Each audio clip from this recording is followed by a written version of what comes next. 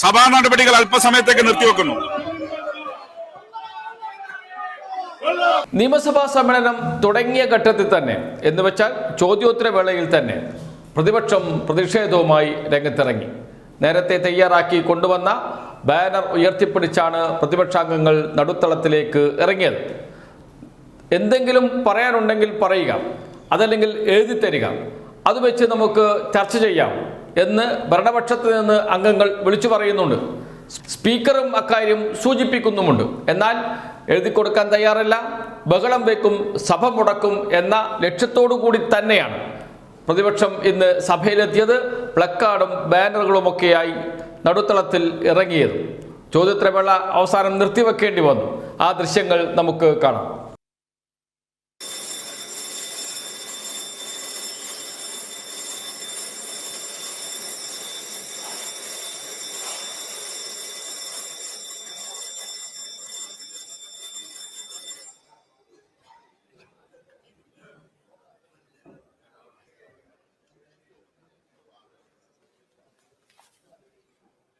ബഹുമാനപ്പെട്ട സഭാംഗങ്ങളെ, ബഹുമാനപ്പെട്ട സഭാധ്യക്ഷൻ,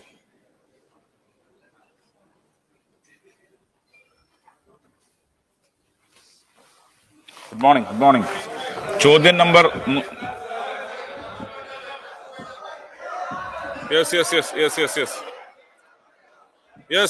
പ്ലീസ്. കേരളത്തിലെ രാജ്യത്തെ അയ്യപ്പ ഭക്തന്മാരെ എല്ലാം ഞെട്ടിച്ചുകൊണ്ട് ശബരിമലയിൽ കിലോ കണക്കിന് സ്വർണം കവർന്നെടുത്തിരിക്കുകയാണ്. ഈ വിഷയം ഈ സഭയിൽ കൊണ്ടുവരാൻ ഞങ്ങൾ ശ്രമിച്ചിട്ടും ഈ സഭയിൽ ഇത് അവതരിപ്പിക്കാൻ സമ്മതിച്ചില്ല. സർ, അതുകൊണ്ട് ഞങ്ങളുടെ പ്രധാനപ്പെട്ട ഡിമാൻഡ് ദേവസ്വം ബോർഡ് മന്ത്രി രാജിവെക്കണം. ചോദ്യം നമ്പർ 181 ശ്രീ പ്രമോദ് നാരായൺ, ബഹുമാനപ്പെട്ട ധനകാര്യ വകുപ്പ് മന്ത്രി. നിങ്ങൾ രണ്ട് തന്നില്ലല്ലോ. ചോദ്യം നമ്പർ 181. കേരള ഫിനാൻഷ്യൽ കോർപ്പറേഷൻ പ്രധാനമായും 3 സംരംഭ വികസന പദ്ധതികൾ വഴിയാണ് സംരംഭകരെ സഹായിക്കുന്നത്. ഒന്ന്, മുഖ്യമന്ത്രിയുടെ സംരംഭകത്വ വികസന പദ്ധതി. സംസ്ഥാനത്തെ സൂക്ഷ്മ ചെറുകിട ഇടത്തരം വ്യവസായങ്ങൾക്ക് 5% പലിശ നിരക്കിൽ 2 കോടി രൂപ വരെ വായ്പ അനുവദിക്കുന്ന പദ്ധതിയാണിത്. 3% സർക്കാർ സബ്സിഡിയും 2% KFC റിബേറ്റും വഴിയാണ് ഈ കുറഞ്ഞ പലിശ നിരക്ക് ലഭ്യമാക്കുന്നത്. നിലവിൽ ഈ പദ്ധതി വഴി 3183 സംരംഭകർക്ക് 1121.02 കോടി രൂപ വായ്പ അനുവദിച്ചിട്ടുണ്ട്. പ്രത്യക്ഷമായും പരോക്ഷമായും 82,700 തൊഴിലവസരങ്ങൾ സംസ്ഥാനത്ത് സൃഷ്ടിക്കപ്പെട്ടിട്ടുണ്ട്. 2025-26 സാമ്പത്തിക വർഷത്തിൽ 500 പുതിയ സംരംഭങ്ങൾ കൂടി പിന്തുണ നൽകാനാണ് കോർപ്പറേഷൻ ലക്ഷ്യമിടുന്നത്. സാർ, 2, KFC സ്റ്റാർട്ടപ്പ് കേരള വായ്പാ പദ്ധതി. 2022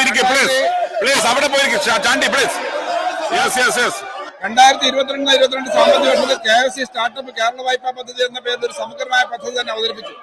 മികവുള്ള സ്റ്റാർട്ടപ്പ് സംരംഭങ്ങൾക്ക് ആശയ രൂപീകരണം മുതൽ കമ്പനിയുടെ വിപുലീകരണം വരെയുള്ള ഓരോ ഘട്ടത്തിലും സമഗ്രമായ പിന്തുണയും വായ്പാ സഹായവും ലഭ്യമാക്കുന്ന പദ്ധതിയാണ് KFC സ്റ്റാർട്ടപ്പ് കേരള പദ്ധതി.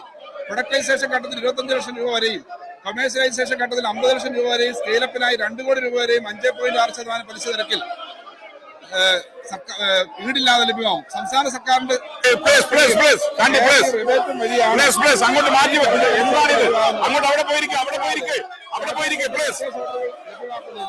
വെഞ്ചർ ഡെപ്റ്റ് ഫണ്ടിങ്ങിൽ 10 കോടി രൂപ വരെ വായ്പ ലഭ്യമാണ്.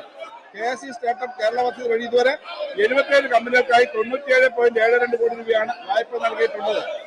സാർ, 3, KFC കാർഷികാധിഷ്ഠിത MSME വായ്പാ പദ്ധതി. കാർഷികാധിഷ്ഠിത സൂക്ഷ്മ ചെറുകിട ഇടത്തരം വ്യവസായങ്ങളെ പ്രോത്സാഹിപ്പിക്കുന്നതിനായി KFC കാർഷികാധിഷ്ഠിത SMSE വായ്പാ പദ്ധതി കാംസ് എന്ന പേരിൽ ഒരു വായ്പാ പദ്ധതി പ്രഖ്യാപിച്ച് 2022-23 സാമ്പത്തിക വർഷത്തിലാണ്. 6% പലിശ. ഈ പദ്ധതി വഴി 41 യൂണിറ്റുകൾക്ക് 95.13 കോടി രൂപ വായ്പ നൽകി. ഇതിലൂടെ 410 പേർക്ക് പ്രത്യക്ഷമായും 615 പേർക്ക് പരോക്ഷമായും തൊഴിൽ നൽകിയിട്ടുണ്ട്. സാർ, കേരള ഫിനാൻഷ്യൽ കോർപ്പറേഷൻ ലഭ്യമാക്കുന്ന വായ്പ. സാർ, സ്പീക്കറെ കാണുന്നില്ല സാർ. സാർ, ഇത് റെക്കോർഡ് വരുന്നല്ലാതെ. സാർ, പുതിയ പദ്ധതികളും ഉണ്ട്. സാർ, ഈ റെക്കോർഡ് വരാൻ വേണ്ടി ഞാൻ പറയാണ്, കേരളത്തിൽ ഒരിക്കലും സാധാരണഗതിയിൽ ഇന്ത്യയിൽ എവിടെയും ചോദ്യ സമയത്ത് ഇങ്ങനെ ബഹളം ഉണ്ടാക്കാറില്ല. ചോദ്യം കഴിഞ്ഞിട്ട് അവർക്ക് ഇത് ഉന്നയിക്കാവുന്നതാണല്ലോ. ചോദ്യ സമയത്ത് ഇത്രയും മോശമായ സമീപനം കാണിക്കുന്നത് അടിയന്തര പ്രമേയത്തിന് നോട്ടീസ് കൊടുക്കാൻ മറന്നുപോയതുകൊണ്ടാണെന്ന് എനിക്ക് അറിഞ്ഞൂടാ. അടിയന്തര പ്രമേയത്തിന് നോട്ടീസ് കൊടുക്കാൻ മറന്നുപോയി. തർക്കമായിരിക്കും. എന്തായാലും ഇത് ശരിയായ രീതിയല്ല. ചോദ്യം എന്ന് പറഞ്ഞാൽ മെമ്പർമാരുടെ അവകാശമാണ്. ബഹുമാനപ്പെട്ട പ്രതിപക്ഷ നേതാവ് ഇവരെ ഉപദേശിക്കണം.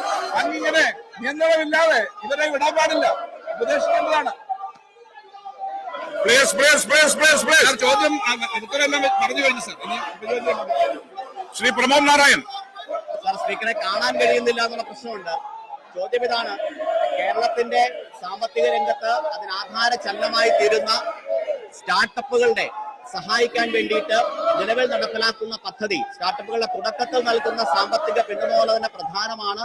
അതിന്റെ സ്കെയിലിംഗ്, അതിനാവശ്യമായ തരത്തിൽ ഈ പദ്ധതി സമഗ്രമായി പരിഷ്കരിക്കുമോ എന്നതാണ് ചോദ്യം. ബഹുമാനപ്പെട്ട മിനിസ്റ്റർ.